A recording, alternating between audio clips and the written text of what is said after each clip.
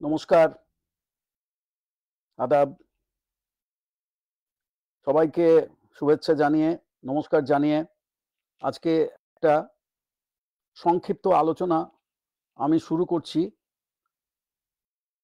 এই ফেসবুকে এবং তারপরে আমার ইউটিউব চ্যানেলে আমি সেটা পোস্ট করে দেবো এরকম আমার ইচ্ছে আছে।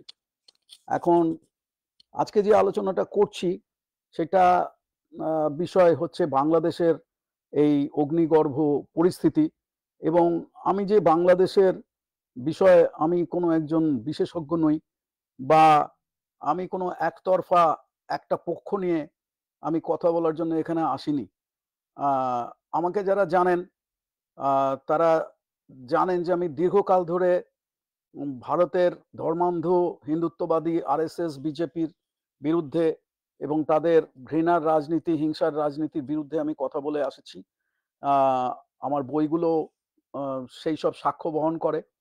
আহ, কিন্তু আমি একই সঙ্গে সঙ্গে এই ইসলামিক উগ্রপন্থা চরমপন্থা এবং মৌলবাদীদের যে ঘৃণার রাজনীতি হিংসার রাজনীতি ভারত বিদ্বেষী রাজনীতি হিন্দু বিদ্বেষী রাজনীতি তার বিরুদ্ধেও আমি সমানভাবে কথা বলে আসছি। আমি যে কোনো ধর্মের ধর্মান্ধতা এবং বিজ্ঞান বিরোধিতা নারী বিদ্বেষ সংখ্যালঘু বিদ্বেষ তার বিপক্ষে আমি লড়াই করে যাচ্ছি আমার সামান্য ক্ষমতায়। তো আজকে বাংলাদেশে যে ঘটনাগুলো ঘটছে তাতে আমি কখনো একবারের জন্যও বলবো না যে ছাত্র আন্দোলন সঠিক নয়। ছাত্র আন্দোলন সঠিক। ছাত্ররা সারা পৃথিবীতে আগে রাস্তায় নামে আগে লড়াই করে আগে প্রাণ দেয় আগে শহীদ হয় সে আমরা সারা জীবন দেখে আসছি। আমাদের ভারতের অবিভক্ত বাংলার স্বাধীনতা সংগ্রামের ইতিহাসও তাই। চট্টগ্রাম অস্ত্রাগার লুণ্ঠনের সূর্য সেনের মাস্টারদার গল্পও তাই। চিরকালই তাই। আজকে আমি একটা ইতিহাসের আলোচনা করব। তোমরা যারা এই আলোচনায় অংশগ্রহণ করছো তাদের সবাইকে স্বাগত জানাই। আমি কিন্তু কখনো একবারও বলবো না যে হাসিনা সঠিক। হাসিনাকে সমর্থন করার কোনো প্রশ্নই ওঠে না। হাসিনার যে স্বৈরাচারী শাসন তার সঙ্গে শেখ মুজিবের যে শেষ জীবনের যে স্বৈরাচারী শাসন এক ধরনের, কোনো তফাৎ নেই। তারা অতিরিক্ত ক্ষমতা কেন্দ্রীভূত করে তারা স্বৈরাচারী হয়ে উঠেছিলেন অত্যাচারী হয়ে উঠেছিলেন। তারা বিরোধীদেরকে নিপীড়ন করেছেন নিষ্পেষণ করেছেন জেলে পুরেছেন। আমাদের ভারতে আমি যখন কলেজে পড়তাম তখন আমি সেই 1975-এ 74 থেকে আমি ইন্দিরা গান্ধীর স্বৈরাচারের বিরুদ্ধে আমি রাস্তায় নেমে লড়াই করেছি জয়প্রকাশ নারায়ণের নেতৃত্বে। সুতরাং এই গল্পগুলো আমি জানি। আর আমি কোনো খবরের কাগজ পড়ে টিভি দেখে আমি আজকের এই আলোচনাটা করছি না এবং বেশি আলোচনাটা আমি দীর্ঘায়িত করতেও চাই না। আর আমি আগেই বলেছি যে আমি বাংলাদেশ সম্পর্কে কোনো একজন বিশেষজ্ঞ নই। কিন্তু আমার অন্য আরো ৫ জনের সঙ্গে আমার তফাৎ হচ্ছে যে আমার দীর্ঘকালের এই প্রায় ৩৯-৪০ বছরের আমেরিকার জীবনে আমার অসংখ্য বাংলাদেশি বন্ধু-বান্ধব, ছাত্রছাত্রী, সহকর্মীর সঙ্গে আমি মেলামেশা করেছি, ওঠা-বসা করেছি। মুসলমান, হিন্দু সবাই, খ্রিস্টান সবাই। অনেকেই আমাকে চেনেন। আমি বাংলাদেশের কাগজে সেই ১১ই সেপ্টেম্বরের মর্মান্তিক ঘটনার পর থেকে যখন কেউ কোনো ভয়তে কথা বলতো না, তখন আমি বাংলাদেশের মানুষদের ওপর নির্বিচার ধরপাকড়, পাকিস্তানের মুসলমানদের, শিখদের ওপরে যে মারাত্মক হেট ক্রাইম হচ্ছিল, সেই সবের বিরুদ্ধে রাস্তায় নেমে আমি লড়াই করেছি। চাকরি-বাকরি ছেড়ে দিয়ে। এইসব কথা আজকের দিনে বলার একটু দরকার আছে এই কারণে যে নইলে আমাকে অনেকে দাগিয়ে দেবে। যে তুমি হিন্দু বিদ্বেষী, তুমি মুসলমান বিদ্বেষী। সেই কারণে আমি এই নিজের কথাগুলো আমি বলছি। আমার সম্পর্কে জানতে যারা চান, যারা জানতে চান, যারা জানতে চান না তা আমি তো কিছু করতে পারবো না। কিন্তু যারা জানতে চান, যারা আমাকে চেনেন না কিন্তু হয়তো আমার নাম শুনেছেন বা কিছু, তারা আমার নামে একটা গুগল সার্চ করলেই আমার উইকিপিডিয়া পেজ আমার ছাত্রছাত্রী কয়েকজন তৈরি করেছে। তাদের সেই উইকিপিডিয়া পেজে আমার সারা জীবনের কাজ, আমার লেখালেখি, আমার আলোচনা, আমার বই, আমি কি করেছি জীবনে, কি বিজ্ঞানের কি অধ্যাপনা করেছি, রিসার্চ করেছি তারপর বিজ্ঞান থেকে বেরিয়ে গিয়ে সাংবাদিকতা নিয়ে পড়াশোনা করেছি, সবকিছু সেখানে বিস্তারিত বর্ণনা আছে। এই কথাগুলো এই কারণে বলছি যে অনেকেই আমাকে চেনেন না, তারা আমার নাম শুনেছেন, আমার কথা শুনতে চান, অনেকে আমাকে অবিশ্বাস করেন, অনেকে আমাকে কোনো দালাল ভাবেন, কোনো পার্টির লোক ভাবেন, তাদের জন্য আমি এই কথাগুলো বলছি। এই ইতিহাসের আলোচনাটা আজকে আমি করব কোনো পক্ষ না নিয়ে, কিন্তু আমি ধর্মান্ধতার বিপক্ষে, আমি মৌলবাদের বিপক্ষে, আমি সাম্প্রদায়িকতার বিপক্ষে, আমি বিজ্ঞান বিরোধিতার বিপক্ষে, আমি অন্ধবিশ্বাসের বিপক্ষে, আমি নারী বিদ্বেষের বিপক্ষে, আমি সংখ্যালঘু বিদ্বেষের বিপক্ষে, আমি ঘৃণার রাজনীতি, হিংসার রাজনীতির বিপক্ষে। এছাড়া আমি কোনো পার্টির হয়ে আমি কথা বলছি না। হাসিনা, যেটা আমি বললাম, শেখ হাসিনা, তিনি বাংলাদেশে গণতন্ত্র একসময় ফিরিয়ে এনেছিলেন। এরশাদ এবং জিয়ার দীর্ঘকালের অপশাসনের পরে বাংলাদেশ যেভাবে আস্তে আস্তে মৌলবাদীদের হাতে চলে যাচ্ছিল, যে সমস্ত লোকেরা বাংলাদেশের স্বাধীনতা সংগ্রামের বিরোধিতা করেছিল, যারা পাকিস্তানি আর্মিকে সাহায্য করেছিল, যারা রাজাকার আলবদরের সঙ্গে কাজ করত, যারা গণহত্যার সঙ্গে যুক্ত ছিল, যারা গণধর্ষণের সঙ্গে যুক্ত ছিল 1971-এ বা তারও আগে, তারা আস্তে আস্তে শেখ মুজিবের হত্যার পরে 1975-এর 15ই আগস্ট যখন শেখ মুজিবকে এবং সপরিবারে তার ধানমন্ডির বাড়িতে ঢুকে মিলিটারি কিছু লোক তারা গুলি করে হত্যা করে নির্বিচারে, তারা আস্তে আস্তে বাংলাদেশে ক্ষমতায় ফিরে আসছিল। এবং সেই সময় বাংলাদেশের যে গণতন্ত্র ধ্বংসের যে ইতিহাস, সেই কথাগুলো কিন্তু আজকের নতুন প্রজন্মের বাংলাদেশি ছেলেমেয়েরা জানে না, জানা খুব দরকার। তারা মুক্তিযুদ্ধের ইতিহাসও তেমন জানে না, তারা ভাষা আন্দোলনের ইতিহাসও তেমন জানে না। এবং দুঃখের বিষয় হচ্ছে যে আজকে বাংলাদেশে এই যে হাসিনার যে যেটা আর কি, যে নিরঙ্কুশ ক্ষমতার যে লোভ, যে দম্ভ, এবং বাংলাদেশে নির্বাচন না করার যে ইতিহাস, তাতে হয়েছে কি যে এই যে ইয়াং ছেলেমেয়েরা, তারা তো কখনো ভোট দেয়নি, তারা জানেই না ভোট কাকে বলে, গণতন্ত্র কাকে বলে, তাদেরকে ভোট দিতে দেওয়া হয়নি, ভোটই হয়নি। এটা একটা গণতন্ত্রের প্রহসন যেটা শেখ হাসিনা করেছেন, এবং তার মাসুল তাকে শেষ পর্যন্ত কিন্তু দিতে হলো। কিন্তু ইতিহাসটা হচ্ছে যে এতে এই যে বিশাল ছাত্র আন্দোলন, যারা, যেটা আমি বারবার করে বলছি এবং আগেও আমি ইউটিউবের আলোচনা করেছি, ফেসবুকের আলোচনা করেছি, তাতে আমি বলেছি যে আমি সম্পূর্ণভাবে এই ছাত্র আন্দোলনের পক্ষে, এবং এই যে কোটার রাজনীতি যেটা হয়েছিল তার বিপক্ষে তারা যে রাস্তায় নেমে এসেছিল লক্ষ লক্ষ ছেলে মেয়ে, তাদের পক্ষে। সেটা প্রশ্ন না, প্রশ্ন হচ্ছে যে এই ছাত্র আন্দোলনকে কাজে লাগিয়ে কারা বাংলাদেশে রাজনৈতিক ক্ষমতার দিকে আবার এগিয়ে গেল এবং কারা ফিরে এলো, এইটার কথা বলা দরকার এবং ইতিহাসের পর্যালোচনা করা দরকার।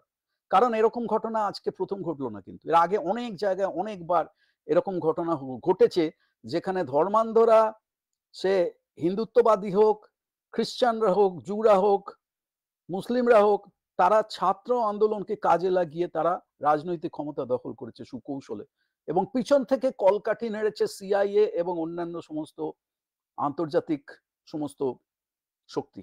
এই কথাটা পরিষ্কারভাবে বলার আজকে দরকার আছে, কারণ এই ইতিহাসটা বাংলাদেশের ইয়াং ছেলেমেয়েরা জানে না, জানা খুব দরকার।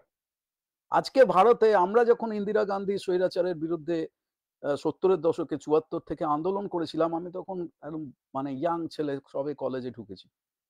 তারও আগে 1971 সালে বাংলাদেশের, এই কথাটাও বলতে চাই, এটা অনেকে জানে না, বাংলাদেশের মুক্তিযুদ্ধের সময় তখন আমি মাত্র ক্লাস 10-এ পড়ি, ক্লাস 10-এর ছাত্র 1971-এ। আমি তখন আর কি করতে পারি, কিন্তু সেই যে শোনো একটি মুজিবরের থেকে লক্ষ মুজিবরের কণ্ঠস্বরের ধ্বনি, প্রতিধ্বনি, আকাশ বাতাসে ওঠে রনি, বাংলাদেশ আমার বাংলাদেশ, জয় বাংলা, সেই স্লোগান দিয়ে আমি ঝাঁপিয়ে পড়েছিলাম আমাদের কলকাতায়, আমাদের পশ্চিমবাংলায়। আমি তখন ভুল রাজনীতি করি, আমি তখন দক্ষিণপন্থী রাজনীতি করি, সবাই জানেন যে আগে আমি আরএসএস ছিলাম, তারপর আমি তাদের থেকে 40 বছর 42 বছর আগে আমি চিরকালের মতো বেরিয়ে এসেছি। তাদের কাছ থেকে আমি এই সমস্ত খবর পেতাম, যদিও পশ্চিমবাংলায় সেই খবরের খুব একটা বেশি এসে পৌঁছতো না, কিন্তু 1971-এ বিশালভাবে যখন খবর এসে পৌঁছলো, তখন আমি ভাবলাম যে আমি কিছু একটা করি বাংলাদেশের মুক্তিযুদ্ধের পক্ষে। আমি তখন ক্লাস 10 এর ছেলে, কি বা করতে পারি? তো আমাকে সঙ্গে করে এরা নিয়ে গেল বর্ডারে শরণার্থী শিবিরে। শরণার্থী শিবিরে গিয়ে আমি দেখলাম যে আসল অবস্থাটা কি এবং কি মর্মান্তিক অবস্থা। গরিব মানুষ কাতারে কাতারে তারা অসুস্থ, বৃদ্ধ, পঙ্গু, বাচ্চা, পুরুষ, নারী দলে দলে দলে দলে সবাই পূর্ব পাকিস্তান থেকে পালিয়ে ভারতে এসে আশ্রয় নিচ্ছে। ১ কোটি মানুষ কেবলমাত্র সেই সময় এদিকে পশ্চিমবঙ্গে আশ্রয় নিয়েছিলেন এবং রাস্তায় রাস্তায় আমরা দেখেছি তাদেরকে কম্বল নিয়ে, খাবার নিয়ে, জল নিয়ে, ওষুধ নিয়ে ওই বর্ডারে গিয়ে কিছু সময় কাটিয়ে এলাম। আর আমার ঘটি কাহিনী স্মৃতিকথায় আমি লিখেছি যে কলকাতায় আমি স্কটিশ চার্চ কলেজের স্কুলে আমি যখন বুদ্ধিজীবী হত্যা হয় বাংলাদেশে, যখন রায়ের বাজার ম্যাসাকার হয় ২৫শে মার্চ, ভয়ঙ্কর ঘটনা। এসব ঘটনা জানে না আজকের ইয়াং ছেলেমেয়েরা। সমস্ত মানে একেবারে হাজারে হাজারে মানুষ মেরেছিল পাকিস্তানি আর্মি বাংলাদেশে এবং তাদের সঙ্গে ছিল এই উগ্র ইসলামী শক্তি জামাত, রাজাকার, আলবদর যাদের বলা হয়। এবং বুদ্ধিজীবীদের ঠিক যখন বাংলাদেশ স্বাধীনতা পেতে চলেছে দীর্ঘ রক্তক্ষয়ী সংগ্রামের পরে, তখন ঠিক তার বিজয় দিবসের আগে সমস্ত বুদ্ধিজীবীদের চোখ বন্ধ করে পিছমোড়া করে বেঁধে নিয়ে গিয়ে গুলি করে হত্যা করেছিল। কারণ ওরা বুদ্ধিজীবীদের শেষ করে দিতে চেয়েছিল। সব জায়গাতে সারা পৃথিবীতে উগ্র দক্ষিণপন্থীরা, ধর্মান্ধরা চায়, ফ্যাসিস্টরা চায় বুদ্ধিজীবীদের আগে নিধন করতে।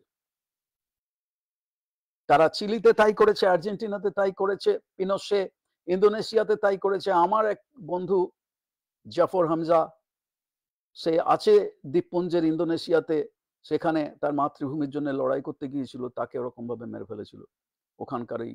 সব কিছুর পেছনে ভিয়েতনামের ঘটনা আমরা সবাই জানি, বাংলাদেশেও তাই হয়েছে। এবং সব কিছুর পিছনে চিরকাল থেকেছে মার্কিন শাসক বাহিনী এবং তাদের গুপ্তচর সিআইএ এবং তাদের মিলিটারি, যেখানে তারা তাদের ইন্টারেস্ট, যেখানে সেই গভর্নমেন্ট সার্ভ করেনি, তাদেরকে অবাধে বাণিজ্য করতে দেয়নি, তাদের বাধা দিয়েছে নানাভাবে, তাদের অর্থনীতির আগ্রাসনের শিকার হতে চায়নি, সেখানে হয় তারা তাদের যে নির্বাচিত সরকার তাকে উৎখাত করেছে, আর যখন সেটা করতে পারেনি তখন তারা আরো বেশি ভায়োলেন্সের আশ্রয় নিয়েছে এবং বিরোধীদেরকে শেষ করে দিয়েছে, নিশ্চিহ্ন করে দিয়েছে। এই ইতিহাসগুলো জানতে হবে।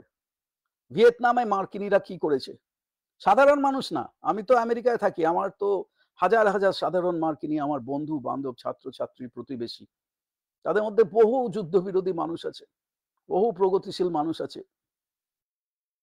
শ্রমিক ইউনিয়ন করে, তাদের সঙ্গে ওঠা বসা করেছি। এসব কথা আমি একটানা আমি বলে যাচ্ছি, যারা শুনছে তারা শুনছে, যারা শুনছে না তাদেরকে আর কি বলবো। আজকে আমেরিকাতে এই যে ট্রাম্পের মতো এক দানব, সে নির্বাচিত হতে চলেছে আবার, মানে নির্বাচিত হতে চাইছে আবার, হবে না, কমলা হ্যারিস প্রেসিডেন্ট হবে। ট্রাম্পকে আমরা হারাবই। সেই ট্রাম্পের রাজনীতিও কিন্তু এক, সংখ্যালঘুদের শেষ করে দাও, গরিবদের শেষ করে দাও, মেয়েদের শেষ করে দাও, তাদের বিরুদ্ধে খারাপ কথা বলো, নোংরা কথা বলো, যেখানে হিংসা ছড়ানো যায় হিংসা ছড়িয়ে দাও এবং বুদ্ধিজীবীদের বিরুদ্ধে একটানা প্রোপাগান্ডা চালিয়ে যাও। এই হচ্ছে এদের রাজনীতি। ভারতেও তাই। ভারতে এই উগ্রপন্থী হিন্দুত্ব বাহিনী কত বুদ্ধিজীবীকে মেরেছে।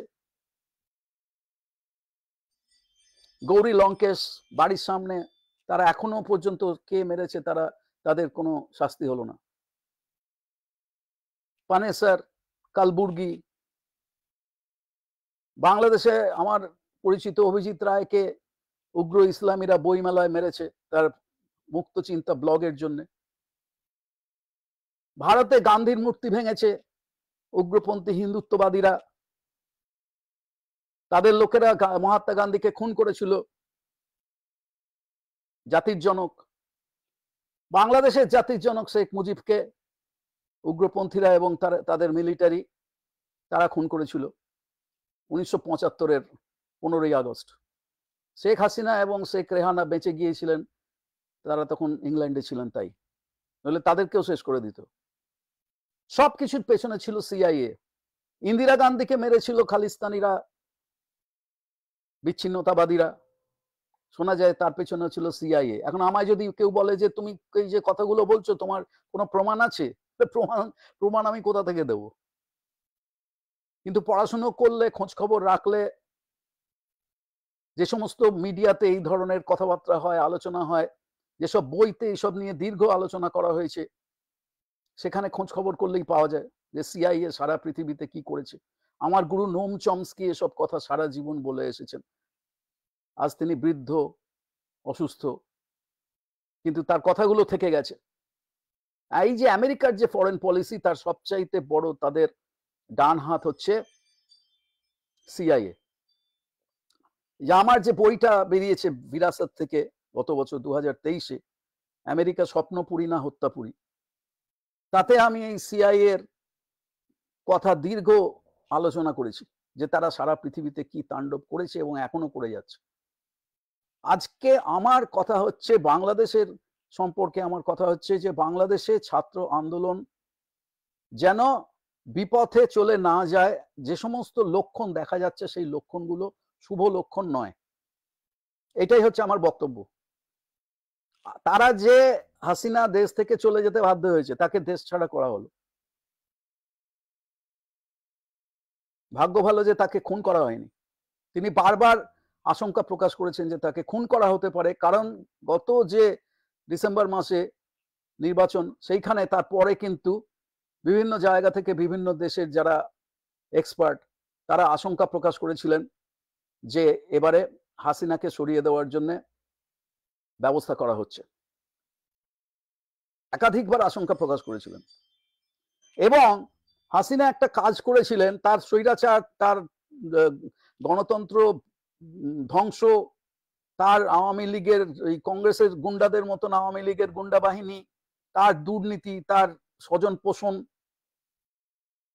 তার ছাত্রলীগের ঠিক কংগ্রেসের সেই ছাত্র পরিষদ, যুব কংগ্রেসের মতো তারা বাহিনী লেলিয়ে দিয়ে বিভিন্ন জায়গাতে মানুষ মারা, অত্যাচার করা, একদম যেন একই গল্প, খালি 40 বছর 50 বছর পরে একই গল্প।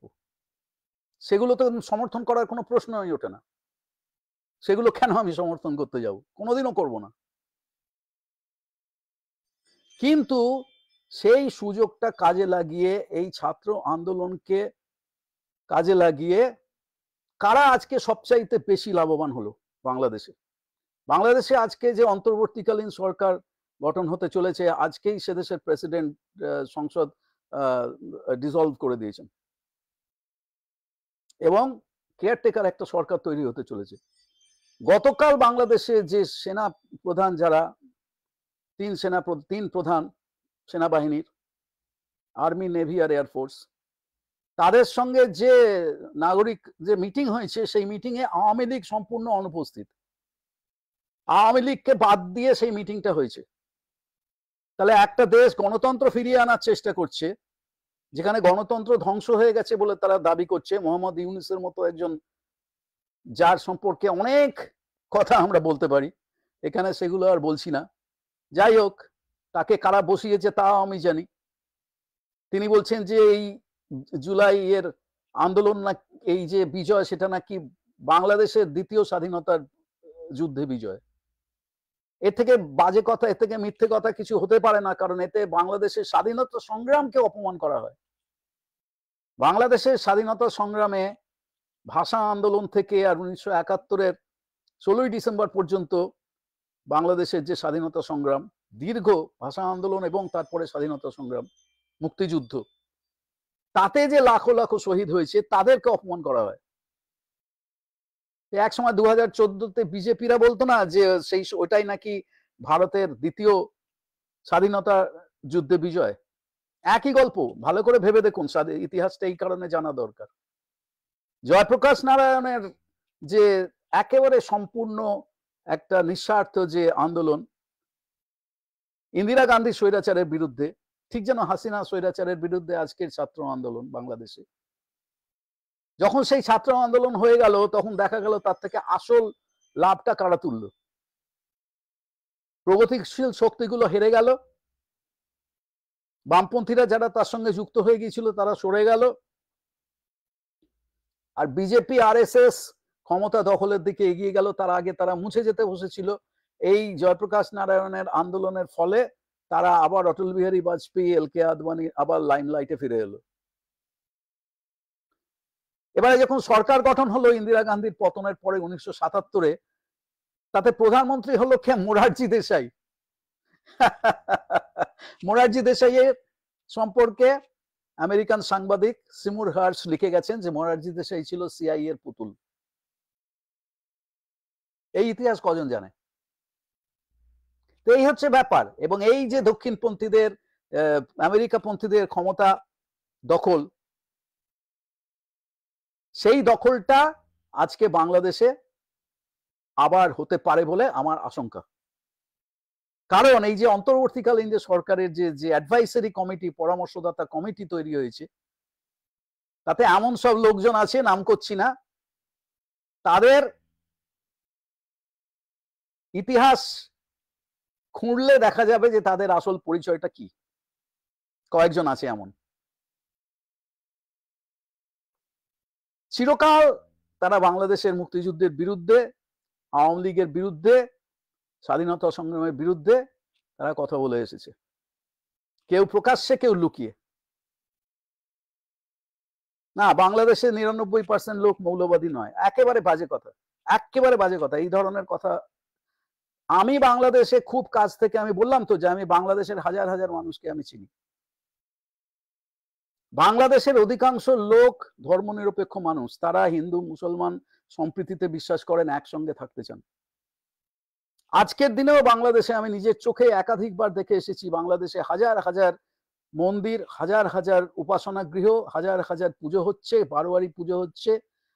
যে সমস্ত ঘটনা ঘটে সেই সমস্ত ঘটনাগুলো উদ্দেশ্যমূলকভাবে ঘটানো হয়।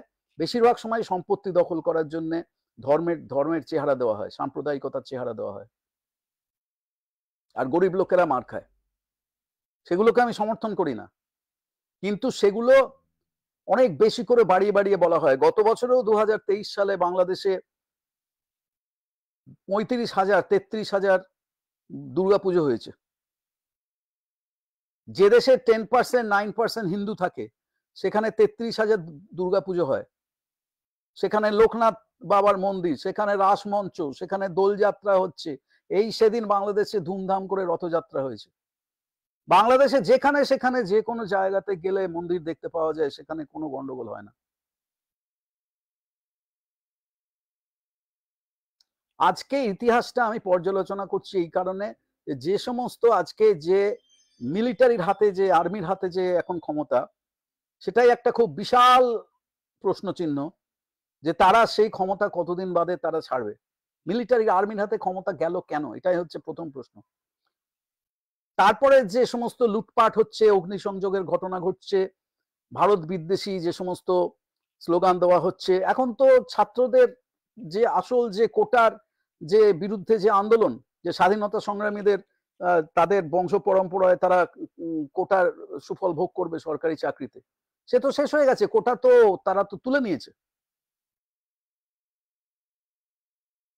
এখন তো কোটার ব্যাপারটাই উঠে গেছে প্রায়, নতুন বাংলাদেশের হাইকোর্টের রায়। তারপরেও তাহলে এই জঙ্গি আন্দোলন চলছে কেন? হাসিনাকে সরিয়ে দেওয়া ক্ষমতা থেকে, এটাই তাদের আসল এজেন্ডা ছিল, ছাত্রছাত্রীদের নয়। ওই যে সমস্ত পেছনে উগ্র দক্ষিণপন্থী মৌলবাদী শক্তিগুলো আছে, যারা এতদিন ক্ষমতার বাইরে ছিল, তারা হায়েনার মতন ক্ষমতায় ফিরে আসার চেষ্টা করছে। রক্তের স্বাদ পেয়েছে তারা। আর আমাদের দেশে এই অস্থিরতার সুযোগ নিয়ে সাম্প্রদায়িক বিদ্বেষ ছড়ানো হচ্ছে, হবেই। কারণ এই বিজেপি, আরএসএস, ভিএইচপি বাহিনী, ওদের আবার বাংলাদেশেও ব্রাঞ্চ আছে। তারা চাইবে যে এই ঘটনাকে কাজে লাগিয়ে যাতে ভারতে আবার নতুন করে মুসলমান বিদ্বেষ ছড়ানো যায়, বাংলাদেশ বিদ্বেষ ছড়ানো যায়। ইতিহাসের আলোচনাটা এই কারণে করা দরকার যে আজকে এই যে মিশরে যেটাকে বলা হয় আরব স্প্রিং, আরব বসন্ত, সেখানে কি হলো? স্বৈরাচারের বিরুদ্ধে আন্দোলনের পথে নামলো হাজার হাজার ছাত্রছাত্রী, তারা প্রাণ দিল, তাদের মেরে ফেলা হলো, ঠিক বাংলাদেশে যেভাবে এত মানুষকে মেরে ফেলা হলো। তারপরে সেই তাহরির স্কোয়ারে বিশাল ঐতিহাসিক সমাবেশ, দেখানো হলো যে মানুষের হাতে, স্বৈরাচার বিরোধী যে সমস্ত মানুষ পথে নেমেছে তাদের হাতে, জনগণের হাতে ক্ষমতা ফিরে এলো। তারপরে আসলে কি হলো? ছাত্রছাত্রীরা তাদেরকে ছুঁড়ে ফেলে দেওয়া হলো এবং মৌলবাদীরা ক্ষমতা দখল করে নিল সিআইএ এর সাহায্যে। পেছনে কলকাঠি নাড়লো সিআইএ। সিআইএ জানেন তো, সেন্ট্রাল ইন্টেলিজেন্স এজেন্সি। এদের সম্পর্কে বহু লেখা আছে, বহু তথ্য আছে, যারা জানতে চায় তারা দেখবে। রাশিয়ারও আছে কেজিবি, তারা কিছু ধোয়া তুলসী পাতা নয়। পেছনে কলকাঠি নাড়ছে এরা। ভারতের র আছে, শোনা যায় তারাও নাকি এসবের সঙ্গে যুক্ত। পাকিস্তানের আইএসআই শোনা যায় তারাও যুক্ত। এরা সব গুপ্তচর বাহিনী। তো আমাদের মিডিয়াতে কোনোদিনও প্রকাশ্যে, কোন মিডিয়াতে, কোন মূলস্রোত মিডিয়াতে প্রকাশ্যে সিআইএ সম্পর্কে কোনো আলোচনা কখনো শুনেছেন? যেন তাদের কোনো অস্তিত্বই নেই। এটাকে আমি বলি জার্নালিজম অফ এক্সক্লুশন, অর্থাৎ দরকারি খবর বর্জনের সাংবাদিকতা। এই কথাগুলো সুকৌশলে আলোচনা থেকে মূলস্রোত মিডিয়াতে বাদ দিয়ে দেওয়া হয়েছে আর প্রোপাগান্ডা ছড়ানো হয়েছে। আজকে ভারতের এবং পশ্চিমবঙ্গের কিছু কিছু বড় বড় মিডিয়াতে অতিরঞ্জিত করে দেখানো হচ্ছে এবং একটা বাংলাদেশ বিদ্বেষ ছড়ানো হচ্ছে, সেটারও আমি সম্পূর্ণ বিরোধী। কিন্তু আবার বাংলাদেশে প্রচন্ড গন্ডগোল চলছে, অগ্নিসংযোগের ঘটনা চলছে, মানুষের বাড়ি ঘরদোর ভেঙে দেওয়া হচ্ছে, মারধর করা হচ্ছে, থানায় ঢুকে পুলিশদের মেরে ফেলেছে সিরাজগঞ্জ, যে সমস্ত জায়গাতে। মাশরাফির মুর্তাজা, বিখ্যাত বাংলাদেশের ক্রিকেট প্লেয়ার, যেহেতু সে আওয়ামী লীগের লোক, তার বাড়িতে আগুন লাগিয়ে দিয়েছে। সে তো মুসলমান, কিন্তু মুসলমান হলে কি হবে, সে তো আওয়ামী লীগ পন্থী। তাহলে একটা জায়গাতে আওয়ামী লীগের গণতন্ত্র ধ্বংস এবং স্বৈরাচারের বিরুদ্ধে যদি আন্দোলন হয়, তারপরে যখন তারা গণতন্ত্র ফিরিয়ে আনার চেষ্টা করছে, তখন সেখানে সমস্ত পরামর্শদাতা কমিটি বা যে সমস্ত যে ট্রানজিশন, যাকে বলা হয় ট্রানজিশন টিম, যারা ক্ষমতা হস্তান্তর করবে, সেই যে মিটিং, সেই সর্বদলীয় মিটিং এ আওয়ামী লীগ সম্পূর্ণ অনুপস্থিত। যে আওয়ামী লীগ হচ্ছে বাংলাদেশের সবচাইতে বড় একটা পার্টি এবং যাদের হাতে বাংলাদেশের প্রতিষ্ঠা। তারপরে শেখ মুজিবের, বঙ্গবন্ধুর মূর্তি ভাঙচুর হচ্ছে চতুর্দিকে, ঠিক যেমন ভারতে গান্ধীর মূর্তি ভাঙচুর হচ্ছে চতুর্দিকে। গান্ধীর হত্যাকারী নাথুরাম গডসেকে শহীদ বানানোর চেষ্টা হচ্ছে,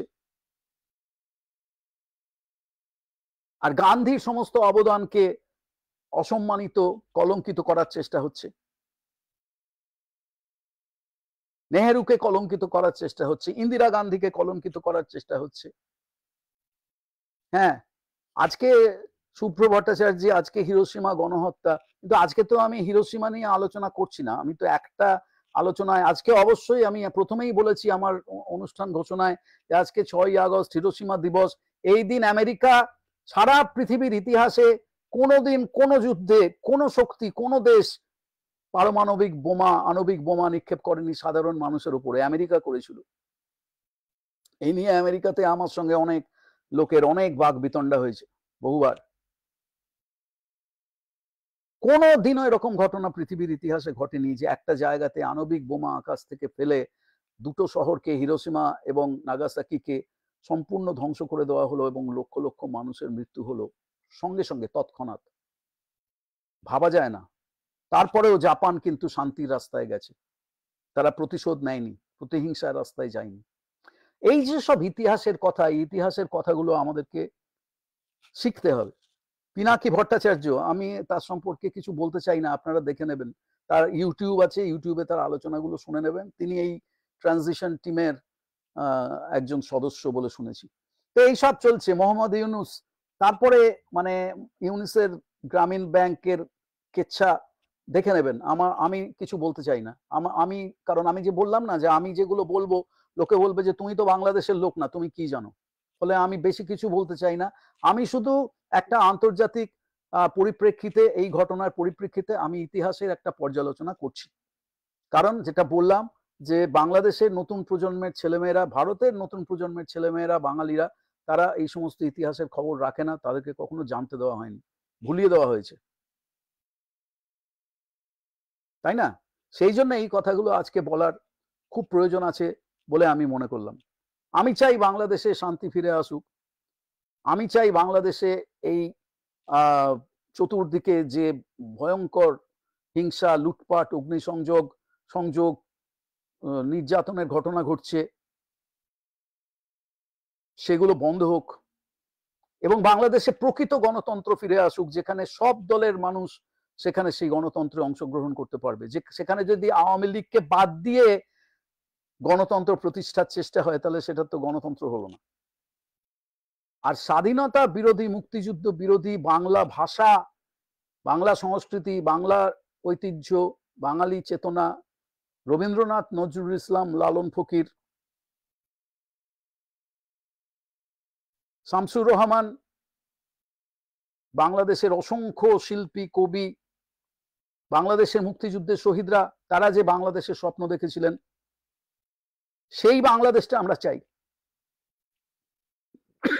আমরা এই ধর্মান্ধ মৌলবাদী, এদিকে যেমন আমরা উগ্রপন্থী হিন্দুত্ববাদীদের চাই না, বিজেপি আরএসএস কে চাই না, বাংলাদেশেও আমরা জামাত, বিএনপি, তাদের যে এক্সট্রিমিস্ট এলিমেন্ট, মৌলবাদী এলিমেন্ট,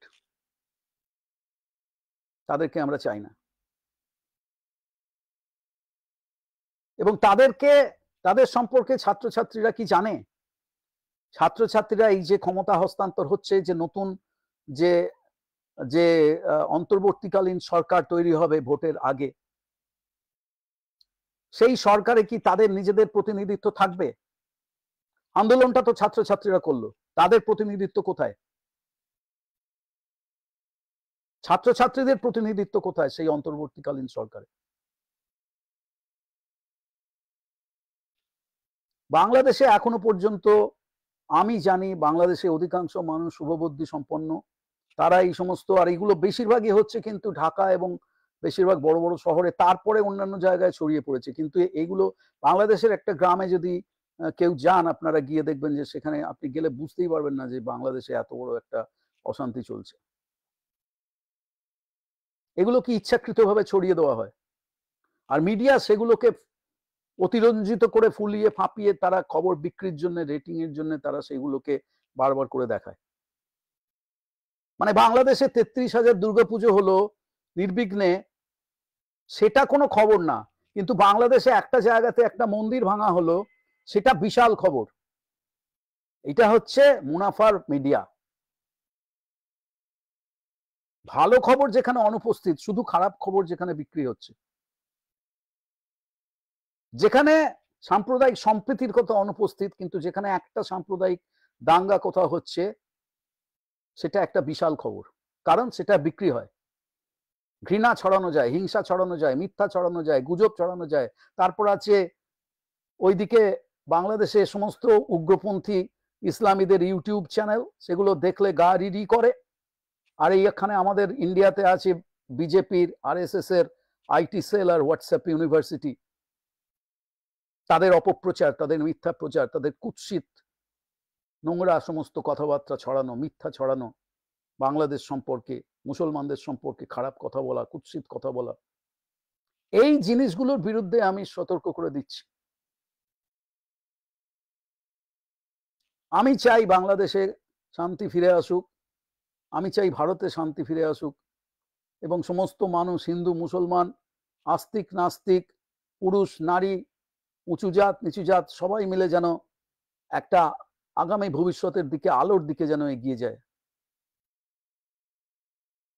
বাংলাদেশ যেন অন্ধকারে ফিরে না যায়। গত 20, 25, 30 বছর ধরে বাংলাদেশে ওই সৌদি আরবিয়ার প্রভাবিত ওয়াহাবি শ্রেণীর যে সমস্ত উগ্রপন্থী সমস্ত শক্তি আছে তারা সেখানে চতুর্দিকে মাদ্রাসা, মহিলা মাদ্রাসা আমি দেখে এসেছি। সব জায়গায় যে মহিলা মাদ্রাসা বা মাদ্রাসাতে সেখানে হিংসা ছড়ানো হচ্ছে তা কিন্তু নয়, একেবারেই নয়। কিন্তু কিছু কিছু জায়গাতে হচ্ছে এবং ধর্মান্ধতার একটা পরিবেশ সৃষ্টি করা হয়েছে এবং বাঙালিত্বকে ভুলিয়ে দেওয়া হচ্ছে, বাঙালি চেতনাকে ভুলিয়ে দেওয়া হচ্ছে, ইতিহাসকে ভুলিয়ে দেওয়া হচ্ছে।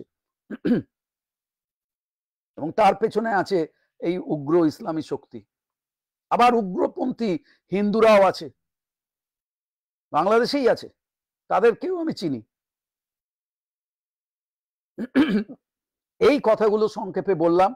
আমি কোনো পক্ষ নিয়ে কোনো পার্টির হয়ে কোনো কথা বলছি না, কিন্তু ইতিহাসের পর্যালোচনাটা করা খুব দরকার এবং ইয়াং ছেলেমেয়েদের মধ্যে পৃথিবীর বিভিন্ন জায়গা থেকে যে সমস্ত ঘটনা ঘটেছে তাদের পেছনে আসল আন্তর্জাতিক শক্তি কারা ছিল, কেন তারা হাসিনার বিরুদ্ধে আজকে, তার কারণ হচ্ছে আমেরিকান কর্পোরেট শক্তি তারা বাংলাদেশে সেরকম ভাবে দাঁত ফোটাতে পারেনি এবং বাংলাদেশ অর্থনৈতিকভাবে অনেকটা উন্নতির রাস্তায় এগিয়ে গিয়েছিল হাসিনার আমলে, এইসব স্বৈরাচারের মধ্যেও। পদ্মা সেতু যে তৈরি হয়েছে ঐতিহাসিক, সেই পদ্মা সেতু বাংলাদেশ কিন্তু তার জন্য আন্তর্জাতিক অর্থ তহবিল, বিশ্ব ব্যাংক তাদের কাছে হাত পাতেনি বা তাদের কাছে সম্পূর্ণভাবে বিকৃত হয়ে যায়নি।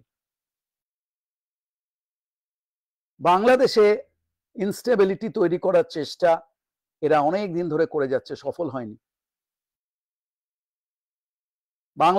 বাংলাদেশ যদি আনস্টেবল হয়ে যায়, অস্থির হয়ে যায়, রাজনৈতিক অস্থিরতা বাড়ে, তাহলে ঘোলা জলে মাছ ধরতে এই দক্ষিণপন্থী বাহিনীগুলোর খুব সুবিধে হয় আর এই আন্তর্জাতিক শক্তিগুলোর খুব সুবিধে হয়।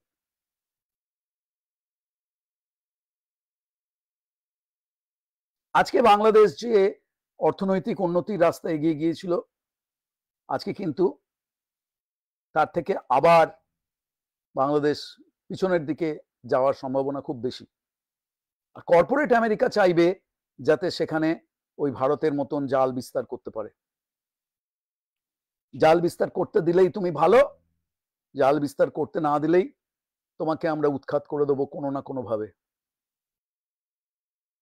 শেখ মুজিবকে সপরিবারে হত্যা করেছিল যেসব লোকেরা, তাদের মধ্যে অনেকেই কিন্তু আজকে আমেরিকাতে রাজনৈতিক আশ্রয় নিয়ে বহাল তবিয়তে আছে এবং তাদের সঙ্গে মিটিং হয়েছে বড় বড় অফিসারদের, এসব খবরও আমরা পেয়েছি। এই যে সমস্ত ঘটনাগুলো ঘটছে এগুলোর কথা মূলস্রোত মিডিয়া কখনো বলবে না। আমাদের সামান্য ক্ষমতায় আমরা এই কথাগুলো বলে যাচ্ছি যাতে মানুষ বুঝতে পারে যে পেছনে আসল ষড়যন্ত্রকারী কারা। যার জন্য আমার ইউটিউব চ্যানেলে আমি আগের আলোচনাতেও বলেছি, আবার বলছি, আমি বাংলাদেশের ছাত্র আন্দোলনের পক্ষে কিন্তু ষড়যন্ত্রকারীদের বিপক্ষে। আজকেও সেই কথা বলছি, ষড়যন্ত্রকারীদের হাতে, কুচক্রীদের হাতে, উগ্রপন্থীদের হাতে যেন বাংলাদেশ আবার ফিরে না যায়, ঈশ্বরের কাছে এই প্রার্থনা করি। এছাড়া আমার আর কিছু বলার নেই। সবাই ভালো থাকুন। নমস্কার, শুভেচ্ছা, আদাব।